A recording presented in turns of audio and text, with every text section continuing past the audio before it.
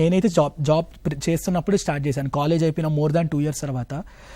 If at all అంత serious interest ఉండి ముందు నుంచే ఉంటే నా పర్సనల్ ఒపీనియన్లో ఏంటంటే నేను ఫైనల్ ఇయర్ ఆఫ్ మన కాలేజ్ బీటెక్ కానీ డిగ్రీలో కానీ ఉన్నప్పుడు చేస్తే బెటర్ అంటాను. ఎందుకంటే ఒకవేళ ముందే స్టార్ట్ చేసేస్తే నా ఒపీనియన్లో ఎగ్జామ్ అనేది చాలా ఫాస్ట్గా ఎవాల్వ్ అవుతుందండి.